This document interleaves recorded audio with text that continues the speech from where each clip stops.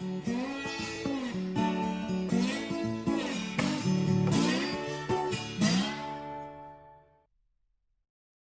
right, we're already smiling. This is really good. I'm here with Bre Harris, the Wild Quiet Company now. Okay. So let's talk about the name first, and then we'll go back to kind of who you are. Okay, so the Wild Quiet Company. Why wild? I found that there was like a big disconnect between people and nature, and I just over the last few years I've started to notice more and more as I've become like more and more like obsessed and curious about nature, that like we see ourselves like as a different part of nature, like we don't even see ourselves as nature. And there's all these like wild things that are going on around us and all these interesting things, and we don't even notice them. A lot of people don't even notice the bees pollinating and what a worm is going to do to like make the soil amazing. And so it's like all these quiet things that we just aren't paying attention to. And I also am like really into gardening, and so I kind of started thinking like how nature and gardening and humans all interact. And so it's kind of those wild, quiet moments and interactions that I became really interested in, and thought I want to share that with others and see where it goes. Yeah. So the wild really is just the things that are happening around us, and the quiet is the wild parts that we don't notice. Yeah, the nature that we're not noticing, and it's all around us. And yeah. So it's the noticing part that's the quiet part. Like that we miss because we're busy. We're very busy, and even when we're not busy, we try to keep ourselves busy. And I think it's good to just take a breath and notice things and look at nature and just absorb it every once in a while, all those wild things that we just walk past so often and keep our brains busy so we don't see, Let's camp out there. I have a tendency to want to like just start from the beginning, but like let's talk about that. When you think about the things that pull us away from noticing, what are those things for you? Technology, 100%. Me and my family have really gotten in. We use books a lot, and the library a lot, because like using your phone and like needing to know something instantly. Sure. I think is something that we take for granted, and people are just so used to just grabbing their phone and looking it up and moving on. And you don't learn that way. Maybe you learn for a second, when to pick your tomato, but there's so much more to it. And so I think technology is a huge one. Getting caught up in things that aren't that important. Like having a spotless kitchen, we keep ourselves so busy. And people just need to breathe and notice more. Okay. I don't know if that answers your question. That does. So my next question is, how does Bre Harris slow down and notice? What are some practical things that you do in your life that help you? I don't want to say gardening because that sounds so generic, but I like to, I barely ever wear shoes. I like to have like my feet on the ground, and growing things like the sunflowers because they're easy and they make me smile every morning, and there's bees like everywhere, and listening if I hear a bird, just stopping for a second, or if I see a bird, just stopping for a second and watching it and just, seeing how it's living its life too, instead of just there's a bird, walking past. Reading outside a lot, just being outside, and trying to stay away from the phone if possible, trying to stay away from the TV if possible, books and research, and just doing little, I don't know. You have all sorts of little projects out here, it seems. Yeah, bringing my plants outside so they can breathe out here, and just making like this. We make our living room pretty much during the summer, like the kids are always, we're out here, we're not indoors, and just bringing the indoors outdoors. So there's a lot there. Yeah. When you think about, so we showed up and you're like, it's kind of a mess. Yeah. Right? And so everybody, Bre Harris's house is a mess. It is a mess. It is always a mess, and I'm okay with that. Yeah, okay. So that's what I want to talk about. So some people will say, well, it's clean enough, and for somebody else that would be a mess. But other people, this is the sacrifice we are making so that we can slow down, and so we can notice, and so we can enjoy something rather than be caught up in the busy. So for you, have you always kind of bent toward being able to be okay with living in a little bit of chaos or mess, or however you would want to articulate that, or is that a developed over time thing for you? I think it's definitely developed over time. I think it really developed once I got my own house and my own space, and like the family, and I started noticing like my kids want to play with Legos all the time, and I would rather play with Legos and then go and do something else fun than sit and pick up Legos. Sure.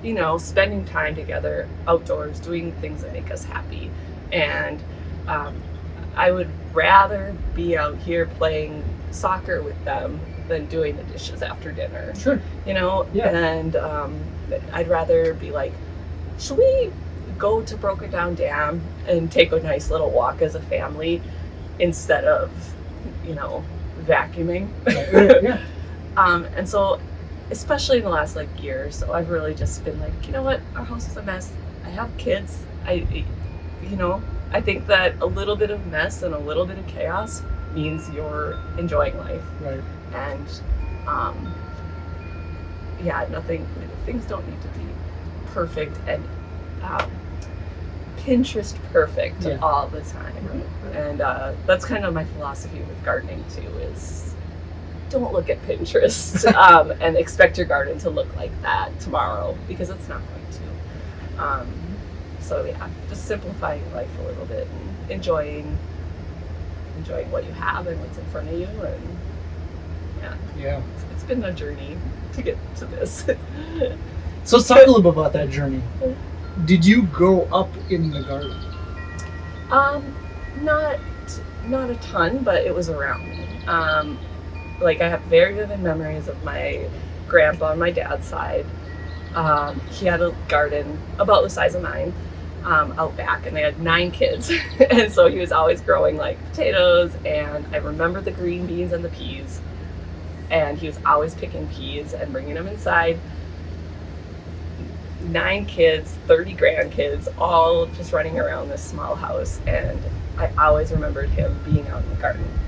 And my dad had a small garden when we lived in Moorhead, but then when we moved out this way, we just kind of stopped it, and I did the college thing and all that, moving around, traveling, and when I moved back to the area, I guess I moved to Montana, and it was so wild, living near the mountains and on the river, and I started to realize nature more, and I finally had the space to make a garden, and so I just did it. I just kind of went for it and just got obsessed, and I just kind of grew it from there. I grew a lot mentally, and while I was in Montana, and kind of became more attuned to nature, and that's kind of where it all started. So what, like at that point, what intrigued you about nature in particular?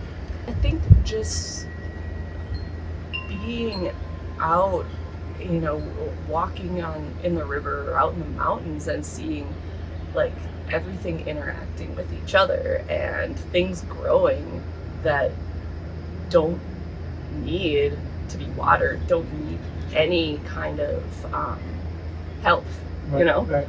It's like these beautiful ferns growing and nobody's watering them. Nobody's like picking weeds around them. Yeah. And it's like, that's so cool. Yeah. Like everything's working together. Right. The animals are pollinating, and so the flowers are, everything's doing their thing together. And so yeah, that was another kind of when I started gardening. Then I was like, I want simple. I'm gonna grow things that can kind of take care of themselves, but help me also, because like being around nature and green and gardening, there's so many studies that show that it's good for anxiety. Or it helps with Sure. decreasing anxiety, Right. physical activity. You eat better naturally. Yeah, I brought all that together and started gardening and have my own little piece of greenery in my yard, and all grew from there. So when you say you started gardening, what does that mean? Where did you start? So I honestly, because I even consider like patio gardening. Like a tomato plant on a patio. Yeah. I'm like, awesome, good for you. Get started, yeah. That's so cool. So I think my very first thing I did was a cherry tomato plant and something else on a patio in Moorhead. And I was like, oh, this is so awesome. This is so fun. I have something to like check in on every day. And, ooh, I can put 3 tomatoes on my pasta tonight. And so there's that. And then I just had like, I did like little herb gardens in my windows and stuff. But then once I moved and had my own space, I just started like some simple things. I don't even remember what I started with my first one.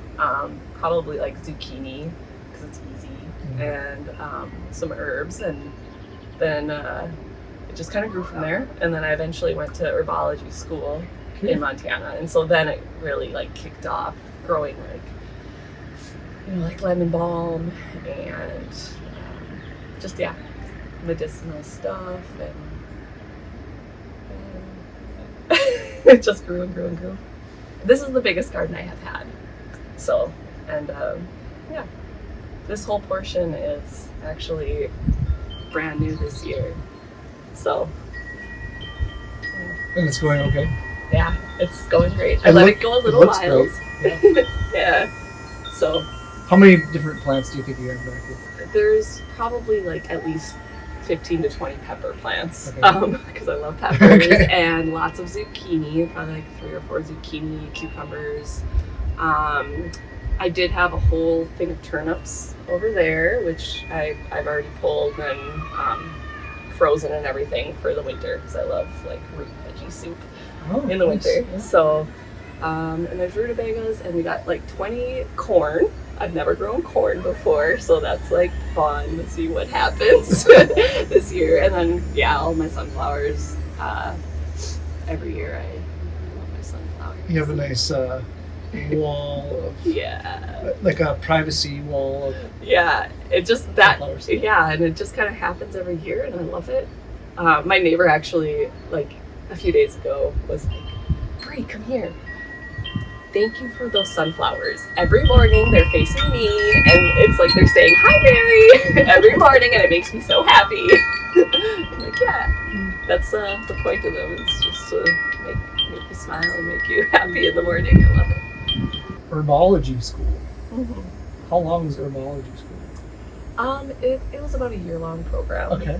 We go through anatomy, and we go through botany and all that stuff, and then as soon as the weather's nice, we're like out like actually like interacting with plants and doing materia medica studies and stuff like that outdoors. And yeah.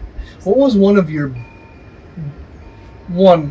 biggest takeaways with herbology school as it pertains to some of the stuff you're doing with plants in general? Just the interaction and how like we are so connected to plants and we don't even realize it. Sure. You know, there's plants, like even pharmaceuticals, I mean they're based on plants, and a lot of most plants have some sort of medicinal property to them, whether it even be something simple like catnip. There's like tons of catnip that's growing in my yard, and I just let it do its thing, and it's calming. If you make it into a tea, you just pick the leaves, and you can find it everywhere if you know what it looks like. You know, walking down to Walgreens to grab something, like my kids will be like, "Mom, it's catnip. It's right there, growing wild." And another simple one, just like chamomile. You can just grow chamomile, and it's so pretty and it's so cute, and then you just pluck off those flowers and dry them and throw them in a tea, and it's another calming tea, you know.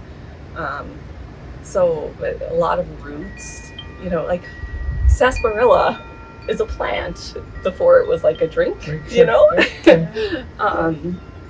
So yeah, just like how much we're connected with plants and nature, and it's one big circle. Yeah, it's fantastic. Yeah. So, Montana, you were Montana to Moorhead to here? It was Montana straight to here. Okay. Yeah, after I had my little boy, I wanted to be closer to family. I grew up in Pelican Rapids, so my parents are still over there, and so yeah, we moved back here to. Honestly, it's too expensive to live in Montana right now, and I wanted to have a house for him to grow up in and stuff, and so we moved back here.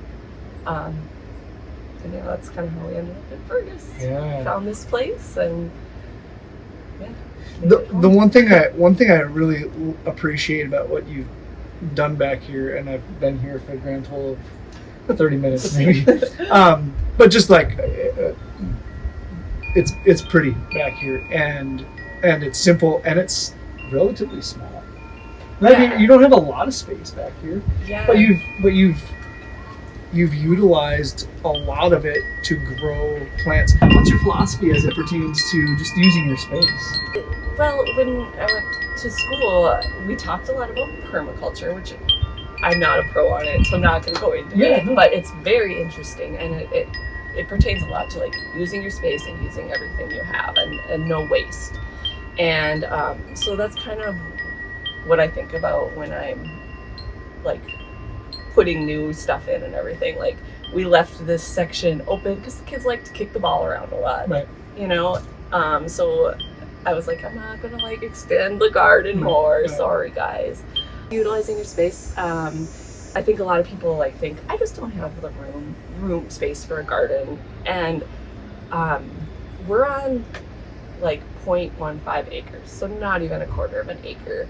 And like I said, I already have like turnips. I've already put them in the freezer and everything, and enough to like last, probably make like 20 batches of soup this winter.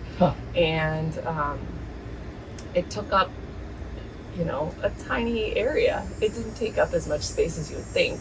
And now that I've pulled them, I can put carrots in there, which I'm probably going to do next week or something, and like get a batch of carrots for the end of summer. So it's not as intimidating.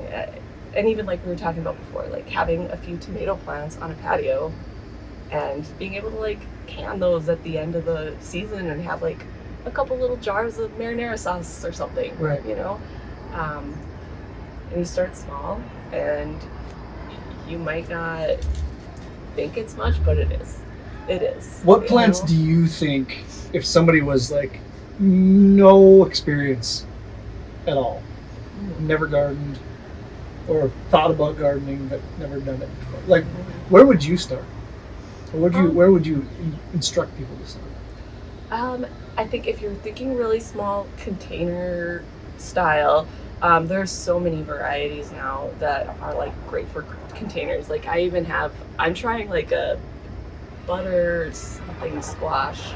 It's like a small butternut squash in containers. So I have 2 of those going, and you can put those like on your patio. Usually if you look on the back of the seed packet, it'll tell you if it's container friendly, and a lot of them are these days. Tomatoes, like cherry tomatoes, are awesome. Zucchini, I know there's some like bush zucchini nowadays that works great in containers. I've never tried it, but and zucchini's like prolific, like that's like you can accidentally grow zucchini. Yeah, they say like the problem with zucchini is you're gonna have a hard time getting it over, because like everyone's got too many zucchini. But it's great. My whole family loves it, so we put it in dinner every night. I grab one. And I don't know, I'm a huge borage fan. If you've got a yard and you just want to like see some bees, big bumblebees and stuff, borage is always easy and fun and pretty. There's even like carrots now, container ones that you could, it's like 12 to a 12-inch container or something. You'd have to look at the back of the package, but I think starting with the carrots, the zucchinis, and cherry tomatoes are always fun and easy, but just any tomatoes. And garlic. I'm a huge garlic fan. Sure. And it's so easy and so fun because you get to plant it in the fall and then let it sit, and then in the spring it's like the first thing to come up out of the garden with like no work at all. So yeah. And I think that's, especially in that permaculture philosophy or concept, right? That things work together. So how do you choose things that essentially complement each other?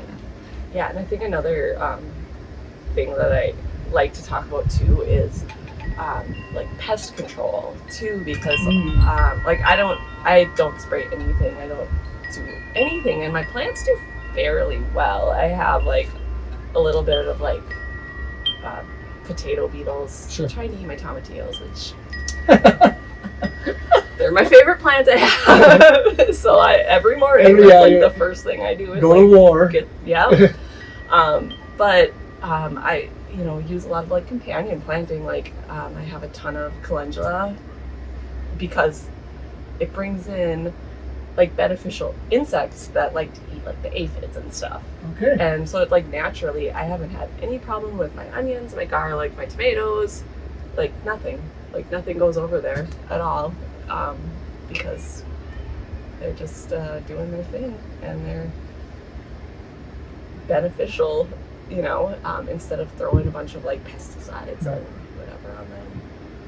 This has been some years of experience, obviously. To get to this point. Yeah, and a lot of trial and error. Yeah. Like I do a lot of like, I don't know what's going on here. I'm gonna go try to figure out, next year I'll do it differently. So along those lines, when you've done some classes or talked to people about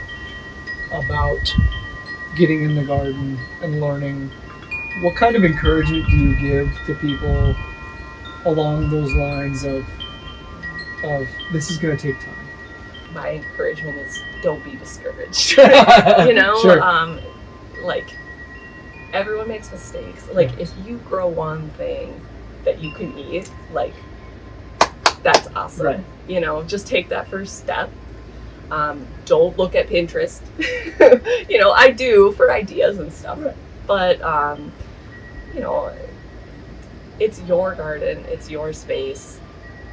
Make it how you feel comfortable. Like, be comfortable in your space. Don't feel, if it's too much work, don't grow it next year. Right.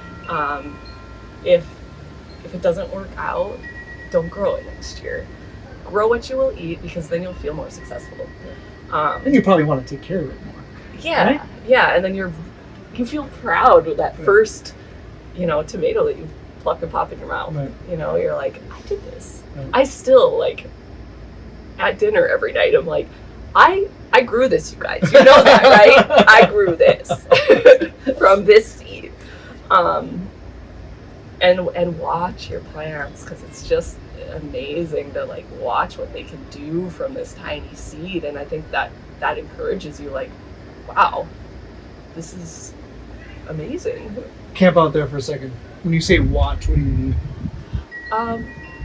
Water it, see that little seed like come out of the soil, and every day, I mean, every day the plant is different and it's bigger, and they just, you know, grow something that like grows really fast, just so you can see how amazing these little tiny seeds, everything that plant needs was in like something this big, a little seed packet. Yeah, watching it grow is very encouraging. The Wild Quiet Project, you know, the Wild Quiet Company. Why start that?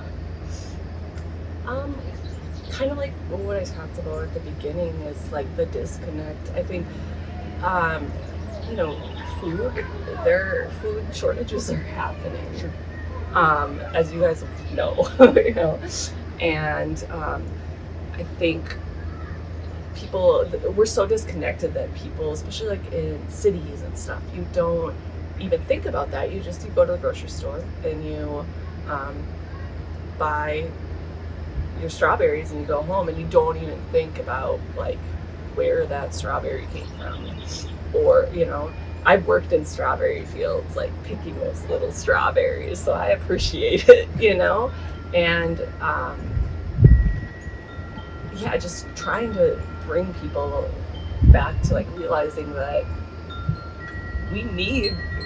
soon we're all going to kind of probably need to know how to grow our own vegetables, to just like simplify life a little bit. Yeah, just living a simpler life. A big part of that, I think, is going to be growing your own food, even if it's just a little bit. Yeah, even just to offset the stuff that for the things that you do buy at the grocery store. Yeah. Where do the strawberries come from? Strawberries come from the grocery store. Well, they don't come from the grocery store. You can get them at the grocery store, but yeah, I don't even know if we should put this in there. But my kid once, I made some like bought some potatoes and made French fries, like homemade French fries, and he was like, "Oh, I thought that French fries came from McDonald's." And I was like, "No, this is a potato." I'm like, "What?" You know, I'm like, "No, French fries come from potatoes that come from the ground that people cut up," and you know. Yeah. That was a huge eye opener for me, and yeah, I think a little off subject, but I think that getting kids to understand like food is a very important thing. Absolutely. Like, you know, like that chicken you're eating, like a chicken was alive. It's like, you know what a chicken is, like that is what you're eating. Okay, and so we should respect that and not take it for granted. And yeah, we've just like recently, I've started before we eat dinner, like we each have to say something that, you know, we're grateful for. And like I usually say like the beef, you know, or like I'm really grateful that, you know, this chicken lived a happy, healthy life, and now it's helping us. Yeah. You know, and just getting that kind of installed in kids' brains. You know, I let my kids each have their own little like, what do you want to grow this year? And my boy said broccoli, and I was like, really? Do you like broccoli? And he's like, yeah, I do now. So he's growing broccoli. I've never done it before. It's kind of a disaster. I was just gonna ask. You know, but it's his, and it got him excited. And he was checking on it downstairs in the grow room every day, and now he likes broccoli. So even if his doesn't work out, he, you know, there's an appreciation for what it is, where it came from, how it developed, or maybe how it didn't develop. In some sense. But being able to like watch it every day and think like, I can grow something. You know, kids are where it starts. Because then they grow up already having an appreciation for nature and animals and food and where it comes from, and Yeah, and maybe even just a little bit of understanding. Like we start with broccoli, and that was his first ever thing that he grew, whatever. There's now an understanding that other things grow this way. So there's more, more knowledge that can be attained, right? Yeah. In terms of plants and that all these plants are in some way different. Yeah. In how they grow or the timing or Yeah. expectations of care. Yeah. Yeah, and it gives them a little bit of responsibility too. And my stepdaughter said, I want to grow flowers this year. I want green flowers. And I was like, I don't know where we're gonna find a green flower.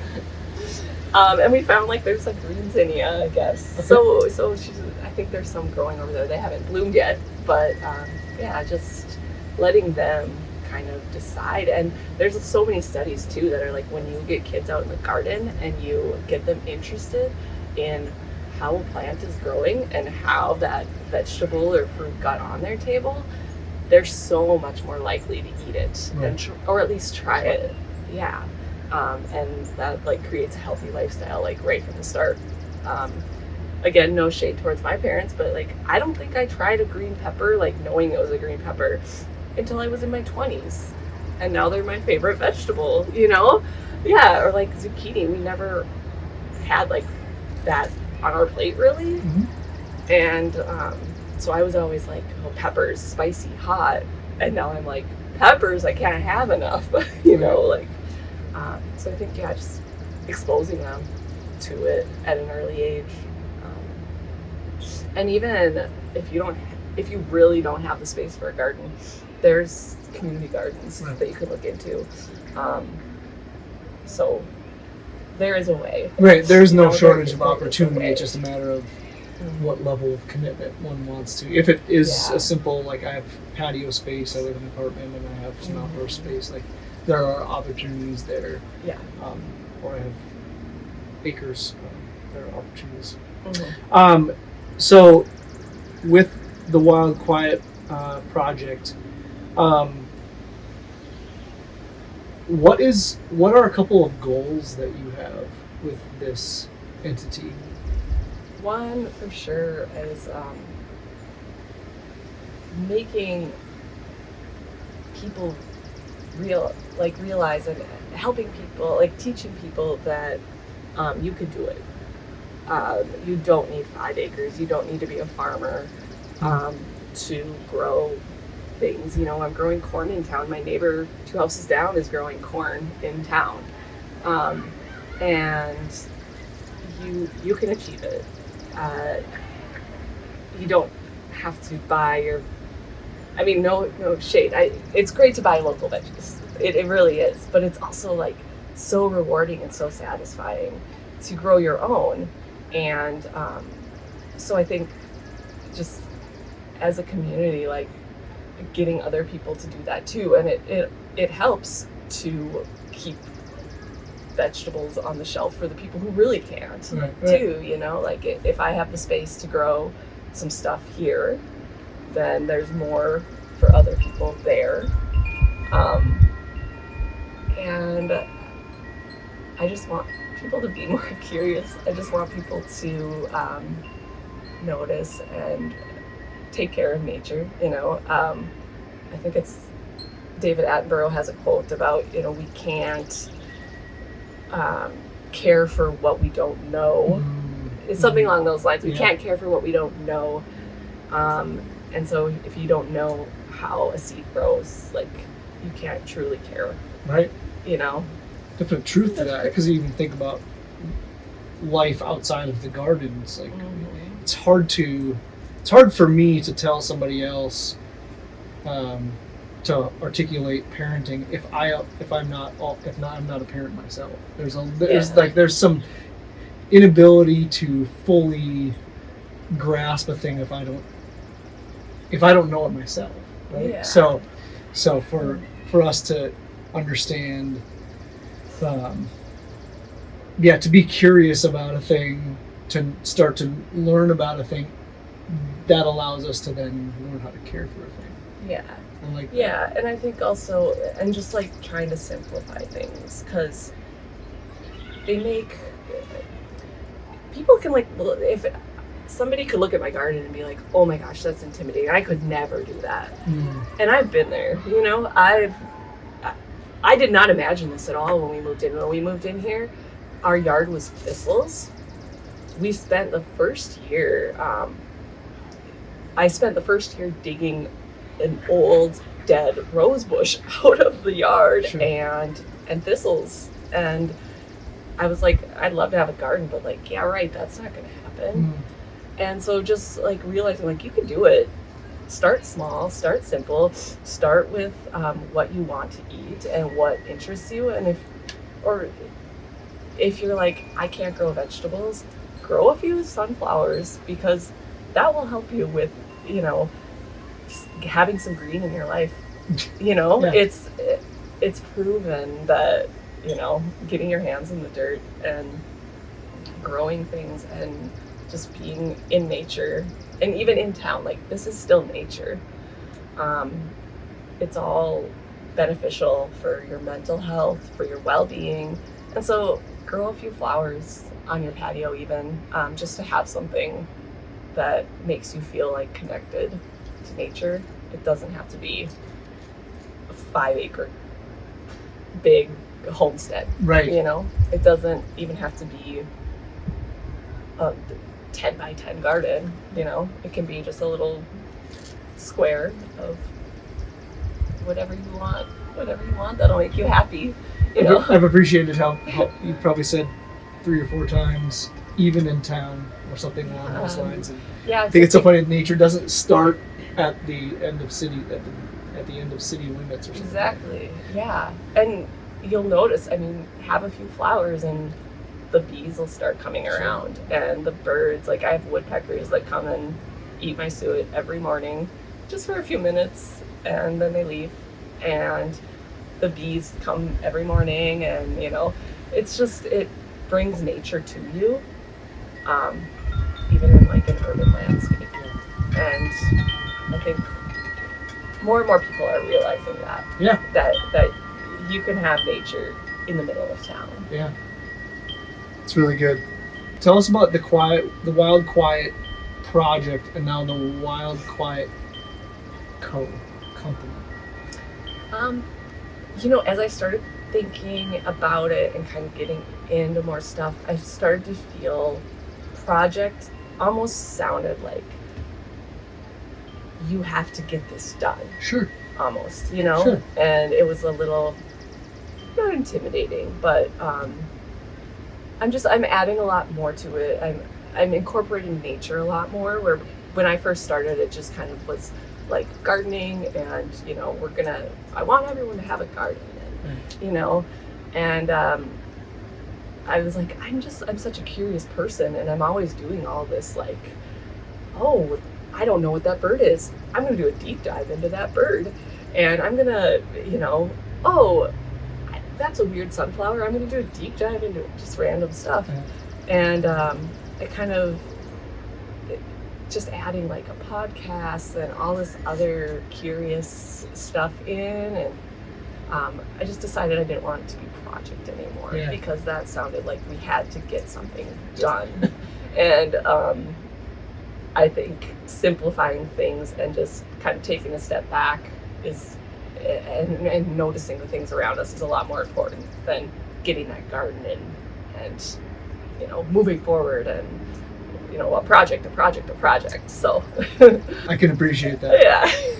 I'm a big project fan, so my husband is too. So I would say this: as long as I don't have to work on my house, I'm a big project fan. Yeah. I love the task, but what I'm hearing from you is really the focus on the journey part of it. Like there's not necessarily an arrival to. There might be an arrival to like an aha, like, oh, this is what this means, or this is what this plant does, or this plant complements this way. There's some enjoyment there in discovering a thing, but the discovering also probably reveals something new that you don't know. Yeah, and it's once you start to like do this, like kind of just being curious, it just snowballs, and you learn so much, and it's a lot more fun to talk about what an insect is doing than what happened on Love Island last night. I think, because I have no idea, but also like it's there's more interesting things, and I think it's helped me like mentally, like I'm so much more happier when I'm talking about a plant or like that weird beetle I've never seen before, or just how we're interacting with nature than how we're interacting with whatever's on our TV in front of us, on our screen, on our doom scrolling Facebook. Re-entering into what is kind of the real world, right? There's an element of this is the stuff that's living and breathing and around us, and we get to take care of it. Yeah, like this is life. Yeah. And what's in front of us is important. Right. Yeah. Who's the most important person? It's the person that you're talking to that's right in front of you. What's the most important thing? It's whatever's right in front of you at that moment. It's not, and that can kind of keep you grounded. Yeah. We're filming this in the middle of July, essentially.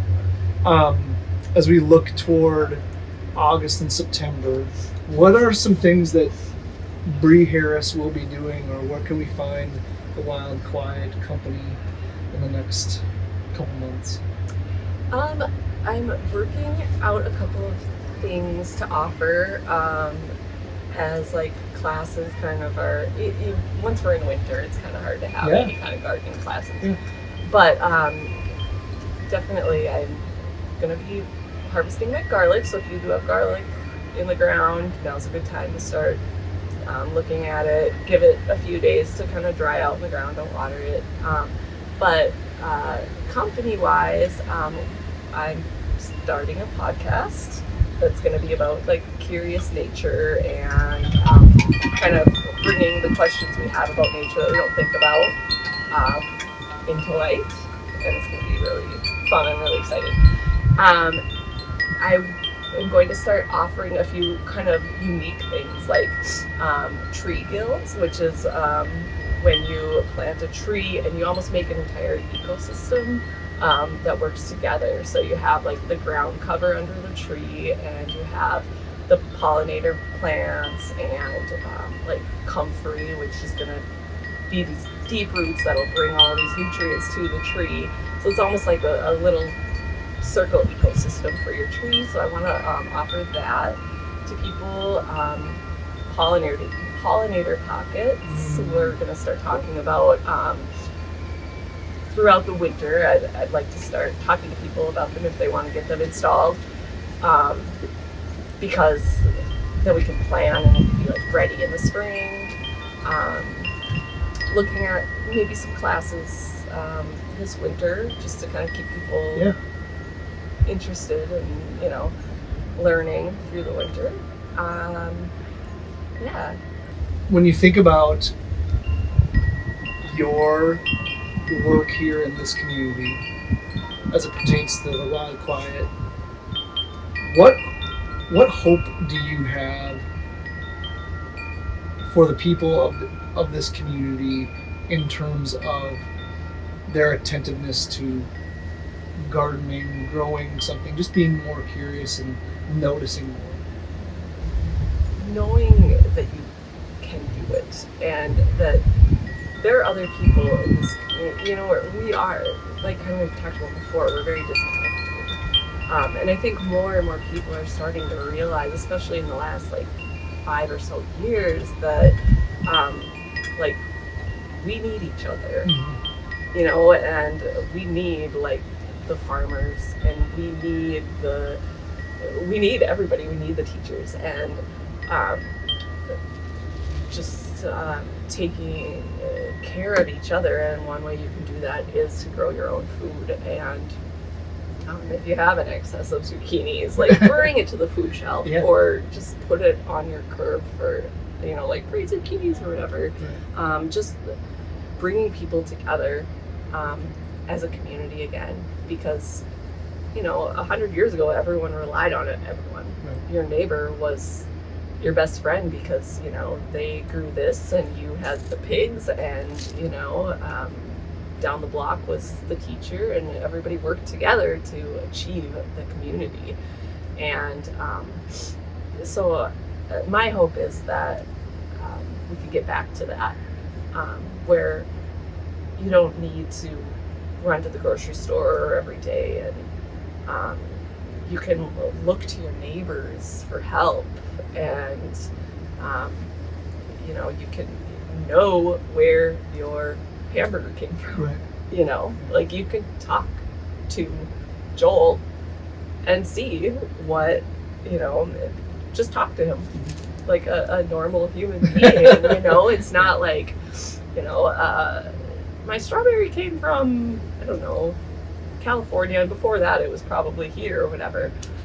It's just being a community, talking to each other, coming together, knowing where our food is coming from, and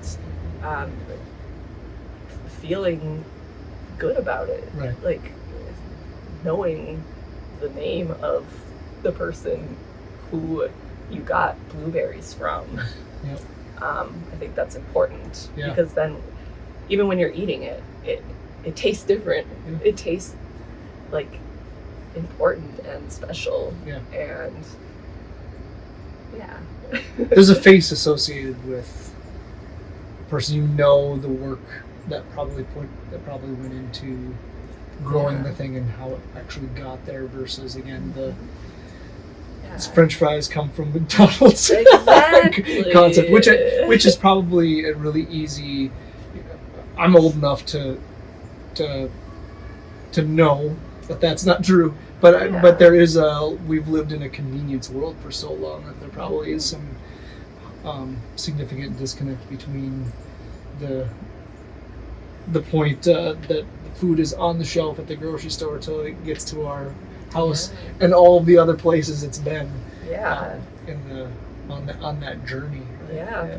For the work we that's always gone. I mean, if I buy strawberries at the store, we look at the label, and it's like, kids, do you know where these came from? Sometimes, like Argentina. Right. And we'll look at a map, and I'll be like, that's here. They know where we live on a map. Yeah. So, I've made sure they know where we live on a map, so we can I can point and be like, Right. this is where that came from. Yeah. Isn't that crazy? Right. You can go and pick some blackberries, though. Yeah. They came from right there. Yeah. Yeah. And we know what went into them. Yeah. Right? Yeah. That's the beauty of that.